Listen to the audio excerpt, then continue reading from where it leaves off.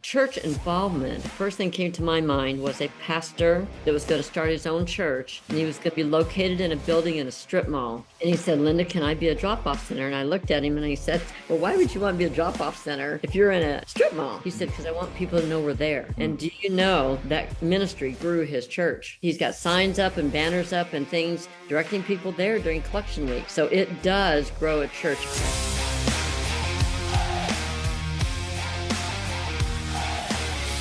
Well, welcome everybody back to the Audacious Faith Podcast, and we are excited tonight. You know, back in December of last year, I was at the OCC, which stands for Operation Christmas Child, for those of you not familiar with it, processing center, and I was serving there as a team coach for several weeks.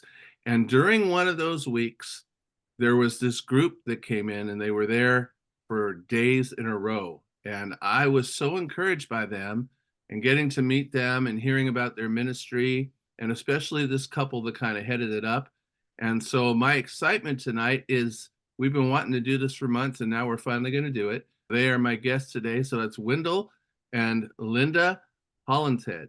And we're so grateful that both of you have joined us tonight. Thank you so much. You're welcome. Thank you. So we're going to go ahead and we're going to start right off. Go ahead and tell us just a little bit about you for those who don't know you, maybe a little bit as a couple, how you met, and maybe how long you've been married. I know it's probably been a while, and how you both came, how you both came to faith. We want to get that background off the bat. Okay. Okay, I'll start with how we met. We were neighbors in high school, actually, and Wendell was the oldest of 7 boys. And I was the only girl in a family of 3 boys and just myself. And we lived very close to each other and went to the same high school. And we were married in the church that stands between his home and my home. And we've been married 57 years in July. 57 years. That is impressive.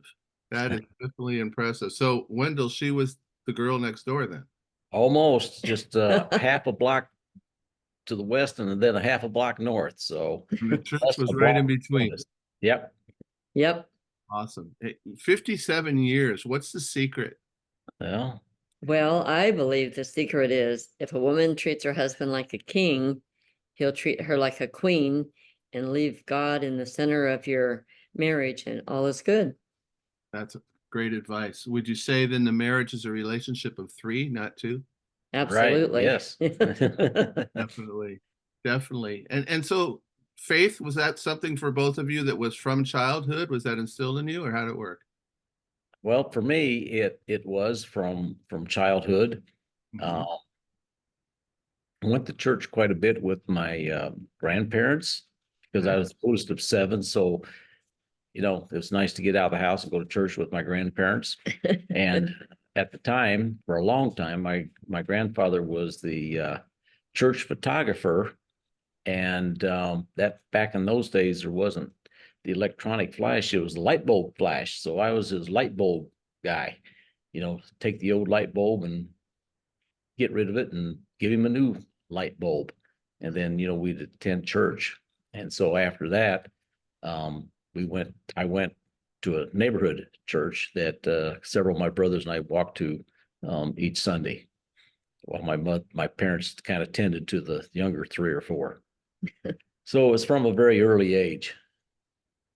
Awesome. And Linda, how about you? And myself, I didn't have the same background as Wendell. I came from a divorced family.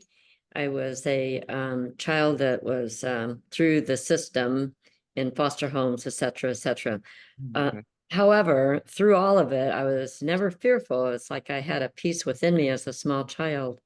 And then at age 13, I was sitting on a picnic table over at the fairgrounds. And that's when I asked the Lord to be a part of my life and come into my heart and to help me to understand why my parents were the way they were. And I'm able to forgive them and to love them and to love Christ with my whole heart. So mine was age 13.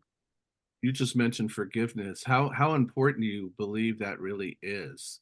I believe forgiveness is the crux of all relationships because none of us are perfect.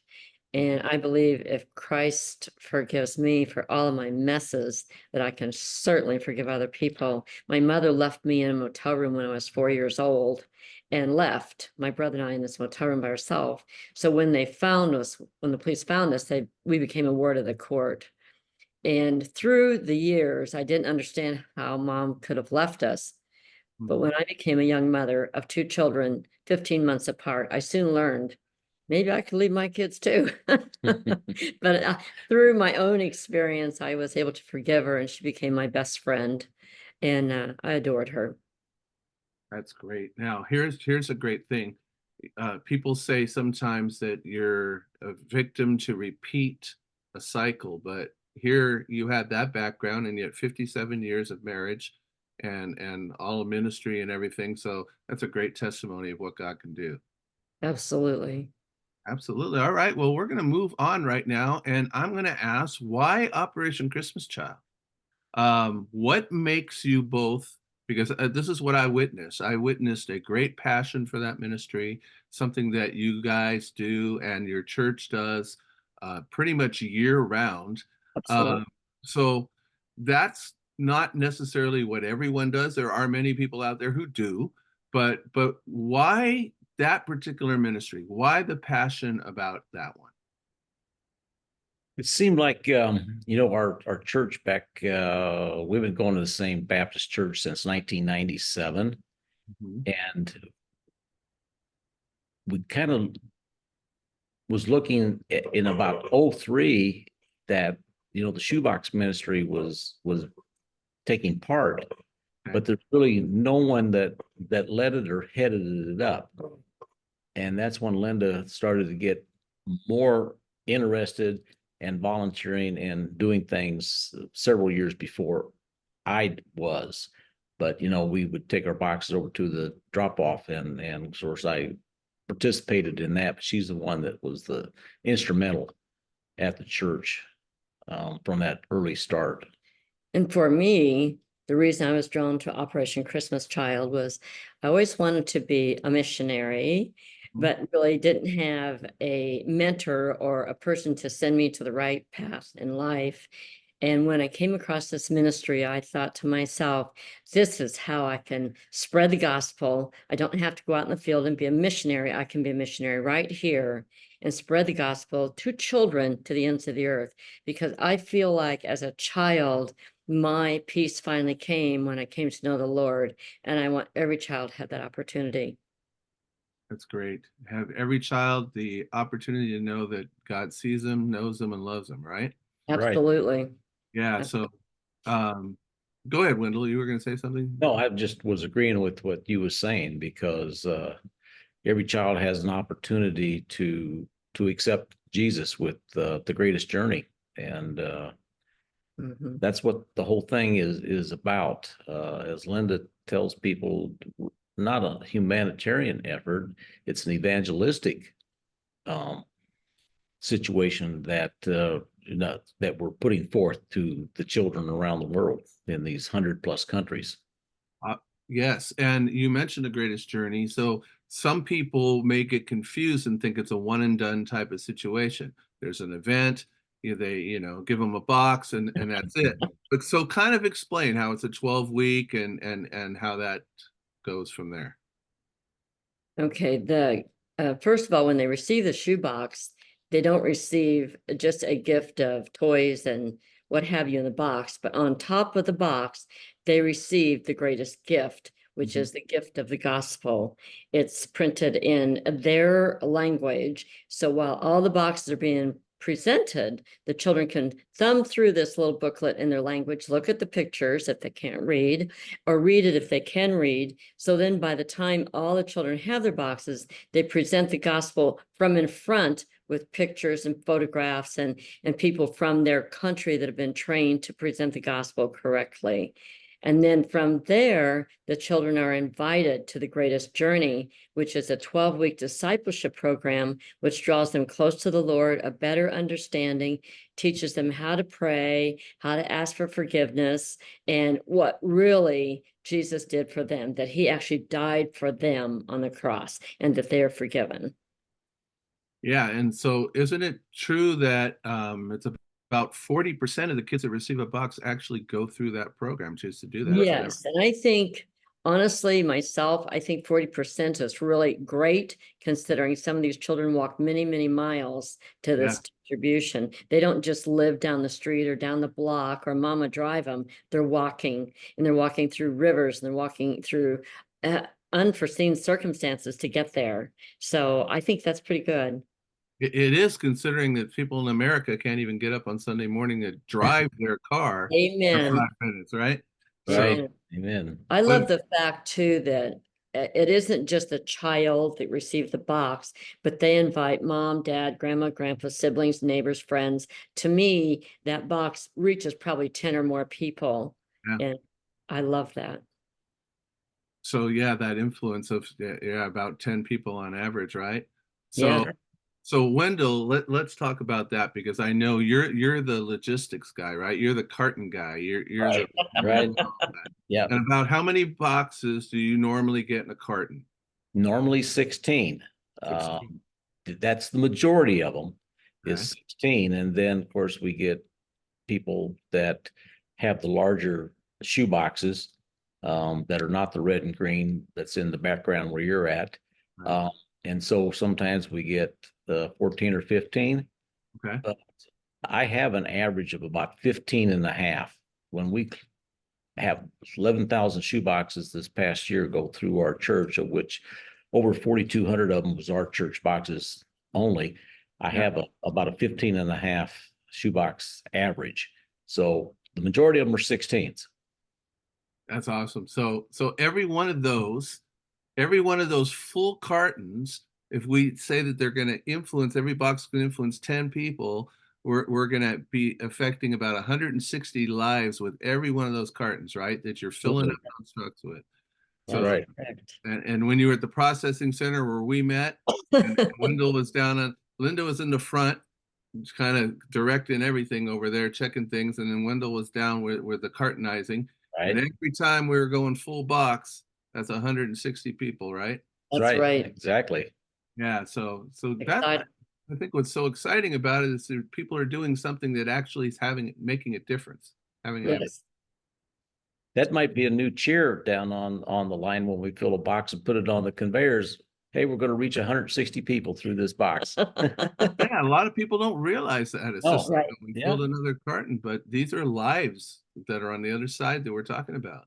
And I believe that is why our church embraces this ministry so much, is because for many years, Wendell and I have been educating our church on the box, the contents, what happens with the box, the distributions, and the impact that it makes on both sides of the box, not just one, because we have people come to our collection center that accept Christ by just being exposed to the team. And for me, that's the icing on the cake, is when it's on this side of the box.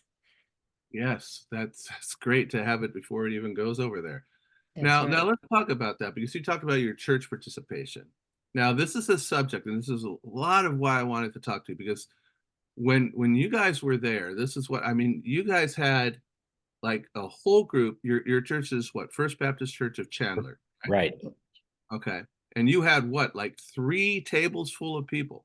Yes, 50 people is what we usually take. So it was even more than 3, I think. Yes. Right. Yeah. So 50 people, including pastors, assistant pastors, people that were all there. And you guys were there how many days? We're there. Actually, we arrive on Tuesday night. We serve on Wednesday. We serve on Thursday. And then we're done on Friday. Okay. So that was just amazing to me and very encouraging. And here's the thing. I know there's a lot of people that are involved in packing shoeboxes right now that are watching this podcast. Okay. And they want so desperately for more people in their church to get excited and to get involved. Wendell, I remember you telling me this, but I'm going to ask you again. Approximately what percentage of your church body participates in this? In the shoe boxes? Yes. Yeah, probably 60, 70, 80% actually packs a shoebox Yes, at and brings least. it at least one shoebox. Mhm. And we have people that request and take 4, 5, 6, and sometimes they might do 4, 5, or 6. They find out it's so much fun. They come back on another Sunday when we're out on the curb handing out shoeboxes and want more. And you guys also do some church packing parties, is that correct? Yes. We do one giant packing party Okay. on a Friday and a Saturday. Our pastor chooses the weekend that we Yeah. do it. And on Friday night, we pack 1,000 boxes, Mhm. age 5 to 9, boys and girls. And on Uh-huh. Saturday, we pack 500 boxes, age 2 to 4, boys and girls. Okay. Awesome. So you do one big packing party plus what everybody else brings, plus you're a drop-off location. Right. Yes. We're a collection center, central drop. So central drop-off. Right. Right. Central drop off. Yeah. What Yeah. I'd like to say on shoe boxes, I believe the reason people in our church participate is because we hold it a very high value of the purpose of it. The purpose is spreading the gospel to the ends of the earth. That's purpose. And in our church, we don't look at this shoebox as humanitarian at all. Right. We're not fulfilling the need. We're not trying to fix that country. We're sending a box of fun that's actually simply a vessel to carry the most important gift a child will ever get. And that's how we describe it at our church. Well, who doesn't want to be a part of that? Exactly. So And also, go ahead. you're sending the power of God, the gospel, and the box, the shoe box is the carrier that gets it there. Just Exactly. a vessel. Yep. And they'll hear me say it. Do you have your vessel ready? And they'll laugh. And because instead of calling it just a shoebox, I'll call it a vessel many times. Yeah. But I think one thing I'd like to say is churches that get away from families packing shoe boxes is very distressing to me, because we've been involved in this ministry for 20 years. And I have seen churches that only do packing parties and they fall away because they lose the person that's leading it. They lose the person that's doing the footwork on it. But it doesn't take as much effort with families packing shoe boxes. And that's the very core that this ministry was found on, was families. I love it when families shop together for their box and they put it together and they pray together and then they turn it in together. And we cheer and carry on like they're the only ones doing a shoebox when they come and turn it in. And this year we're doing a carton club. It's brand new for us. It's something that I thought of when I was at the processing center this year. And one of our brand new people attending last year for the first time, I went to her and I said, I have an idea, but can you run with it? And she's having a blast. It's called the Carton Club. So anybody that brings 16 filled shoe boxes belongs to the Carton Club. I love that. Yeah, and they're going to be I'm gonna recognized. steal that if that's I'll give you credit, but Yeah, we're going to do a Carton Club. okay. So it's kind of like the old, donate for a pew or whatever that they That's had. right. Yeah. That's right. Yeah. Okay. Carton. But a carton club that's a lot more powerful than a pew. Well, that's 160 people that carton's Yeah. going to affect, and that's how we're promoting it. That's great. That's great. I hope that some more people that are listening to this are going to steal that idea as well. I do too. I hope they do. That you could start a whole movement here. But thinking about that, and you said something really key there, Linda, about not just completely going to church packing parties and losing the family participation. So it's a combination of both. I really like that. So at one point, I'm assuming the church was not as heavily involved as it is now. That's So what kind of steps for people that are praying about that for their church, what kind of steps would you both encourage them to start taking to increase that awareness and that participation? Do you want to? Go ahead. I think when we started the ministry, it was in 2004, and our church did 203 boxes. That's Okay. what they did total. So it started small. Sure. But the reason it started small is because there's nobody to lead it. And honestly, I can say leading this ministry, I think the project leader of that church needs to be somebody that's a people magnet. People are drawn to that person. I think it needs to be a person that's a strong communicator, Mhm. and it needs to be a person that goes before, that leads, and also a person that is a dynamite prayer warrior. Because I mean, I have been on my knees for this ministry over many, many difficult situations, and many things that were troubling, many things that were to glorify him, and praises on both sides. So I believe the leader of the project is vital. A pastor is very busy, and pastors that try to lead this ministry and pastor a large church, I think it's impossible personally. I think they need a project leader. Okay. And then some type of teamwork helps, right? I mean, the two of you Absolutely. do this Teamwork. together and balance off different parts of the ministry, which definitely helps. Yes. Right. Wendell has a team. I have a team and Linda has her team. And so I communicate with my guys often, and everybody on my team, I have personally sought out and asked. Mhm. And this past year was 7. This will be my 8th year coming up this fall for central drop off. And I've got guys that have been with me for the whole 8 years.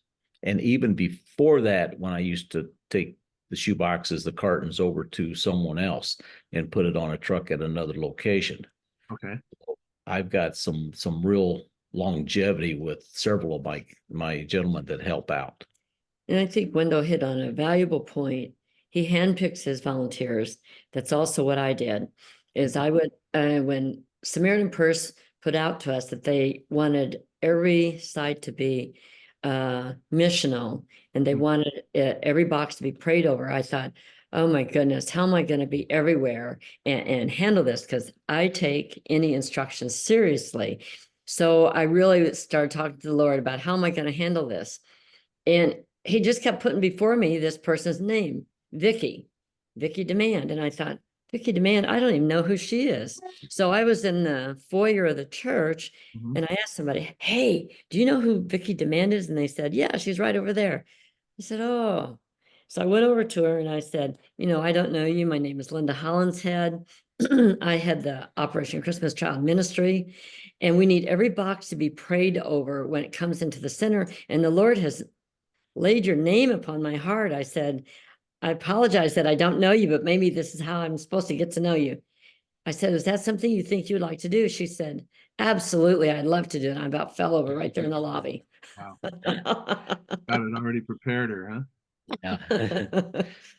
So teamwork does make the dream work. You can't really do it without a team of people, That's right? correct. That's right. It's not a one-man show. And so many the ladies that's on Linda's team, their husbands are on my team. So when they come to volunteer for the afternoon during collection week, they just come together and they stay the whole afternoon.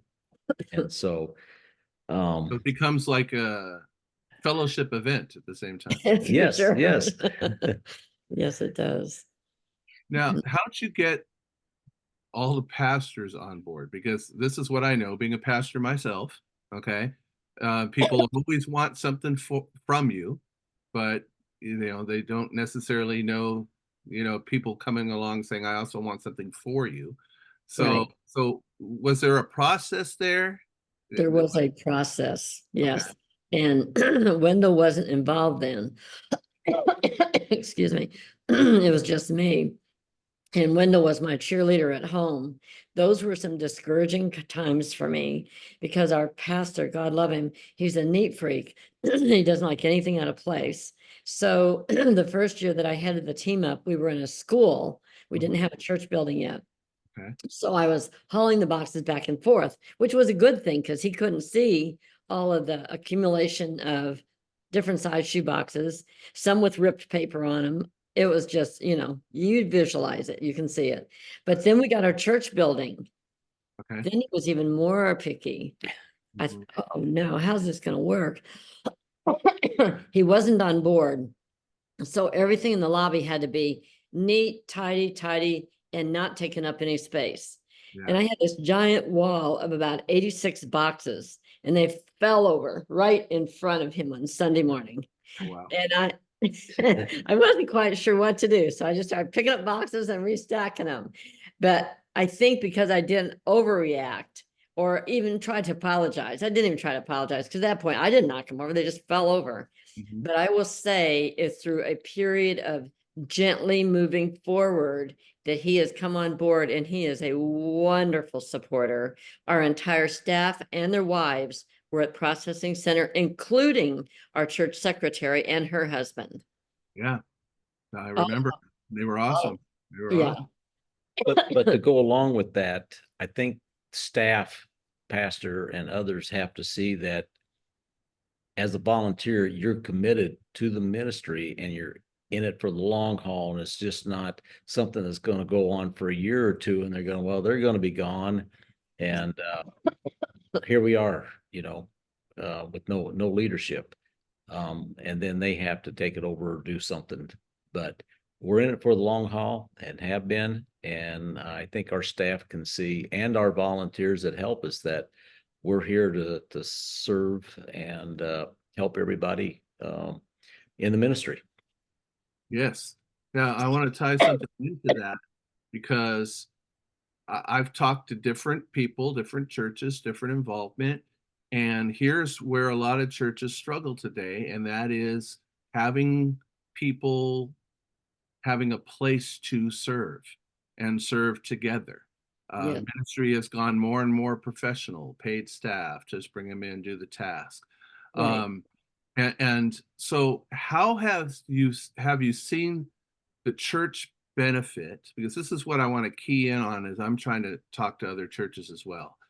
How is it benefiting the church as people get the joy of serving, get to do something that's actually making a difference? They don't necessarily have to have a theological degree to do it. Right. And all ages can even do this together. How Right. valuable has that been for your church there in Chandler, Arizona? Absolutely valuable. I tell everybody, we have a church newsletter that goes out every month. Mhm. And every month I write the article, and then it's distributed throughout the church. So I think that's why our people are educated. However, I think when you think about the church and involvement, I've had 3 situations within the last few months where people moved away from our church, went to another state. Uh-huh. So when they were moving, the first thing they asked me was, do you know if there's a church in my area I'm going to that does OCC? I said, I don't, but you'll have to ask around. All 3 of those people based their church selection off the Operation Christmas Child Ministry, because in our churches all year round, people have a opportunity to be soaked in the premise of Operation Christmas Child and what it is and what it does. And every Sunday, people are in and out of the Operation Christmas Child room. It's like a swinging door. When I went in yesterday to the room to do some work, when I walked in, I was weary and I was tired. And on the table were 2 boxes ready to go that were filled. But on the inside lid, they had decorated it for the child and said, Jesus loves you, so do I. And a scripture verse to go along with each box. And it gave me the energy I needed. Yes. Gave me what I needed. Yes. And the church involvement, when you mentioned that, the first thing came to my mind was a pastor that was going to start his own church, and he was going to be located in a building in a strip mall. Mm-hmm. And he said, Linda, can I be a drop-off center? And I looked at him and I said, well, why would you want to be a drop-off center if you're in a church in a strip mall? He said, because I want people to know we're there. And do you know that ministry grew his church? Yeah, I believe it. Yeah. It grew his church because he's got signs up and banners up and things directing people there during collection week. So it does grow a church. And we have people that have come to our church based on the fact that we do Operation Christmas Child.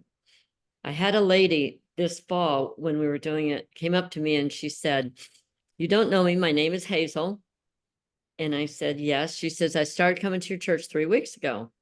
I said, oh, where were you going before you came here? And she told me where she's going.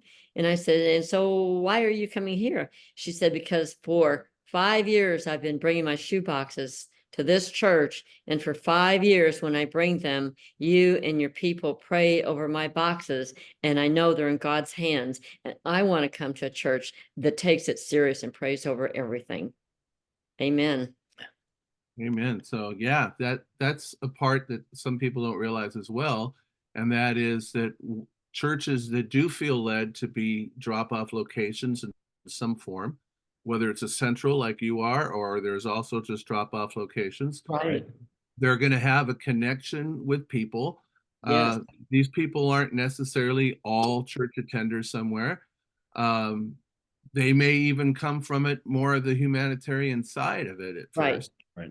But still there's that connection, and you can have that love and that prayerfulness with them, and yeah, it may take 3, 4, or 5 years, but It's worth it. It's worth it.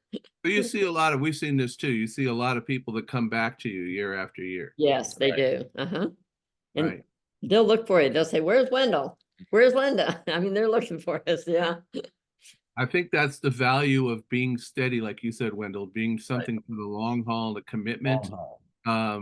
They may look at you the first year going, oh, they seem pretty enthusiastic. Second year, it's like, wow, they're really bought in. But by the third or fourth year, it's like, hey, these people really mean business. Right. One-time thing, right? Right. Yep. It's the real deal. Yeah, absolutely. So goals. Do you guys have goals for this year and beyond? The things you want to maybe God's put in your heart. I realize man's plans, God laughs at them, but sometimes he Yeah, gives right. conclusions, right? Well, go ahead. Go ahead. We just have goals that we're going to do more this year, and also bring on some new drop-off centers, which will increase our boxes Yes. for our South Mountain territory that we're in with the area.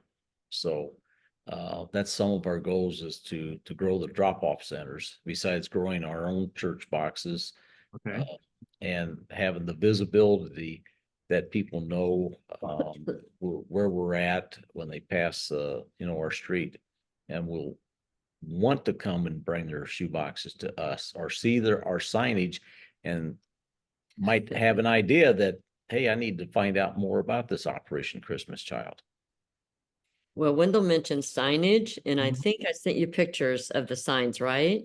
You did. In fact, I was just going to mention that. So I'm going to be showing, we're going to be showing right now during this part of the broadcast some of these pictures as we're talking here. Okay. Why don't you maybe kind of explain some of the different displays in the church, outside the church, how you guys Sure. do that? Sure.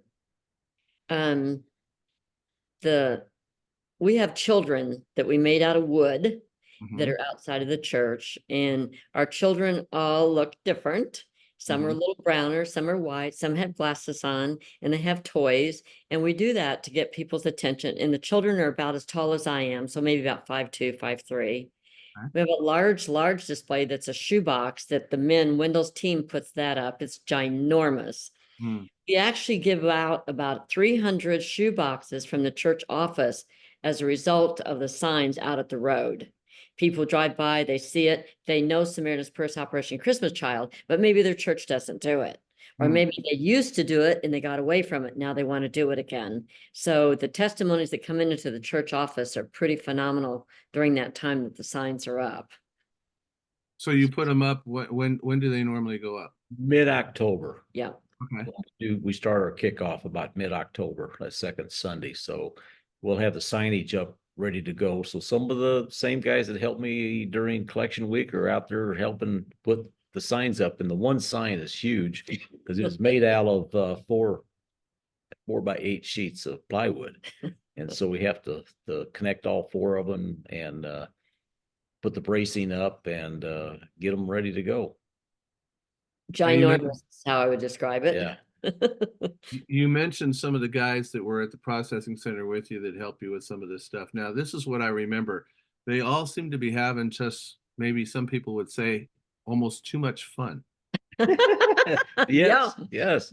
including joking with each other and doing all that kind of Oh. stuff. I mean, believers can have fun, right? It's okay. That's right. Absolutely. right. Well, The you more- know what we tell people, Jay, people that come to us and say, hey, what do we have to do to be part of your team? We say there's 2 requirements. Number 1 is you must be a Christian. And Mhm. number 2, you've got to be fun or we will drive you crazy. So, and the whole church knows that that's kind of our slogan. Right. So if anyone is like kind of reserved and serious, you kind of like pull that out of them, or We try. We try or they go away. They can't stand us. either can't handle it, or they start to learn to open up out of their shell a Right. little. Right. Yes, they do. And I've seen people really transform into really fun people that came to us pretty reserved. Mm-hmm. All of a sudden they realize, wait a minute, it's okay to kind of do something great and at the same time enjoy it. Yes, and have Right. fun. And our pastor, our lead pastor, he's the craziest one of all of them. I noticed that. Yeah. And he's been coming like, I don't know, at least 7, 8 years. Oh, at least, yeah. And a couple of other staff. This last year, virtually Everybody came from the office. Our Yeah. office manager / treasurer, everybody came this past year, and with their wives. That was my goal. That's great. Now, do you show like some of the videos during the year in the service, or how does that work? We don't show them during the service. Our pastor doesn't allow us stage time or that, but we do have a media person, and I have him showing videos before the service starts Okay. because I'm very respectful of what our pastor wants and wishes. And so we don't have stage time, but we have a ginormous shoebox on the outside of the lobby and we have a set up out on the sidewalk. We're very visual, I should say, very visual. And out on the table, we have moving picture frames, digital picture frames, and they have pictures of all of our volunteers that work at the processing center, at the collection center, at drop-off centers, and people packing boxes at a shoebox packing party. So all of these people that are coming and bringing shoeboxes, they're seeing themselves and their children and their grandchildren on these digital frames. They're all over the lobby. These are all great ideas. Definitely great ideas. So yeah, I love it. And so it's basically a real exciting type of atmosphere. Just bring it in. Right. And then we set up 2 large crosses, one on each side of the stage, that are about 10, 12 foot tall and 5 foot wide. And it takes 60 shoeboxes to fill them. So the front part of the cross is open, and then fill it shoeboxes. And so that red and green is right in front of everybody's eyes every Sunday for both services. Awesome. Awesome. All right. Well, we've talked about some great things, and I know that this is going to be inspiring to people. We're going to be getting this out all across the nation. They're going to be seeing this. Okay. Good. But here's my question. What else maybe did I not ask you or cover that's just on your heart about this that you're thinking you want to share? Is there anything that comes to your mind? One thing that came to my mind as I was reflecting on Operation Christmas Child is how very little mail that people get nowadays, personal mail, I mean. And I write a lot of personal thank you notes on the Samaritan Purse Operation Christmas Child cards. And if I see a person that maybe it looks like they just need a hug for the day, I'll pop a card in the mail. I'm mailing cards, not just to the team members and not just to the churches that came and brought boxes, but anything that I see, I will mail cards. And I really think that is vital, only because the feedback I've gotten from people that say that came at a day I really needed it. And that's what keeps me doing it. That's a very valuable thing, just a note of some kind and often, God just times that, right? Yeah. Yes. And so the other thing to go along is people like to be asked. You can have a clipboard out in the lobby, and sometimes that works if you're having to sign up for a meal or some kind of a function. But Right. when you're an Operation Christmas Child, every one of my guys, they never signed a clipboard. No. I asked them personally. Yeah. And they have been thrilled to come and work and join in. And most of them have been long term. And I have kind of targeted one gentleman for about 3 years. I'd ask him about coming, and finally he came this last year with his 2 teenage boys, actually, and the third younger one that was Linda's shadow for the week, and brought them. They're all homeschooled, and so they just worked out in the truck, loading the trucks. So it took some relief off of us older guys that have normally been inside the trucks. So it was a real joy to see Damon and his sons come this past year. But you asked them. But I personally asked them to come, and so they did. And then what I did after collection week, I sent each child his own thank you note and how much joy that we got from watching them serve God and be the hands and feet of this ministry. And I included with each card their very own Dairy Queen card. Well, you would have thought I gave them $1 million, and it cost so little to say, I love you and thank you. Right. Absolutely. Showing that appreciation and not just taking things for granted, and Right. asking people, aren't there a lot of people that maybe think, oh, maybe that's something I could do, but I don't know if they'd even want me to do it, or Right. you know? Yes. I think you're right, Jay, because people always say, I'm not sure if I can do it. I said, well, there's a lot of jobs, so find the one you like. I said, and be sure that you let me know, because I only want you doing a job that you like, because that way you'll do it well. Yeah. And going along with that, the majority of people, by the way, when you ask them, how did you start attending a church, they were invited by somebody. Right. How many people are out there that might really think, I might go to church, but they've never been asked? Right. That's right. Worst a person can say is no, right? That's right. That's the worst they can That's say. right. That's right. So we'll go with that motto. Everyone deserves the chance to say no. Yes, that's or, right. Or yes. Yeah, that's right. Or yes. Or yes. One other thing that I'm thinking of, Wendell, when your cartons were coming through at the processing center, Right. you recognize them because you Yes. have a tagging system. Now, we don't necessarily want everybody in the country to use your tagging system, because then you won't be able to have them stand up. But what is that exactly, and why do you do it? How does that help you? What we do is I buy through Amazon little round 1/2-inch labels that say 16 on them. Okay. And I only buy 16s because, like I mentioned, I'd say 90% of our cartons are probably 16 cartons. So we use the little sticker instead of handwriting the 16. And then, because as the central drop-off, I have entire responsibility for what goes on that truck and the count. And that everything is perfect from beginning to end on each and every truck. And so we get pre-printed labels from 0 to 1,500. And so that number 1 matches number 1 on my log sheets, and number 500 is going to match 500 on my log sheets. So it just flows much easier, because I always have like a guy that says, oh, my back's really killing me this year. I go, oh, perfect. You're going to be my number guy. So he gets the roll of labels, and he gets to put them on, and we keep everything moving that way. So when you and I was standing there, I knew by the numbers that what ones were from truck 1, truck 2, and truck 3, because of the numbering system. And so it's a lot better than trying to handwrite box 501, 502, 503. Just slap the label on it, and it goes much quicker. Yeah. It's legible. It's legible, yes. So I've done this for like 5 or 6 of the 7 years, and it goes perfect. There's no problem of guessing what the box number is.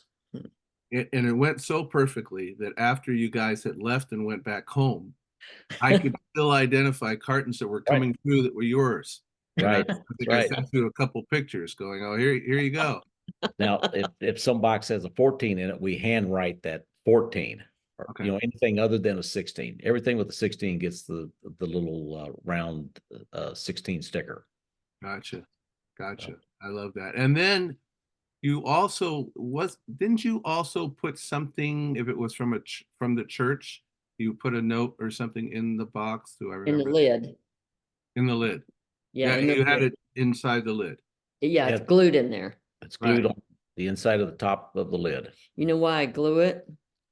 Hmm. Because I was at the processing center one year and somebody had a beautiful picture of their family, and the person checking the box took it out but forgot to put it back in. Oh. And so we're down at the other end trying to find the right box to go with the picture. I said, that's not going to happen to us. They're going to be glued in that lid. Stuff happens, and it's tragic when it does, but It yeah, is, yeah. So yeah, we always definitely. glue the group picture at the packing party. Yeah, and I love doing that when churches do that, because some of our not, I think it was after you guys left, but the ones that we did from our church as well, we had in the bottom of the box, we had our church picture there with a contact and everything. And so I freaked the person out because that was working at the table. I said, "Hey, is there a picture on the bottom of that box?"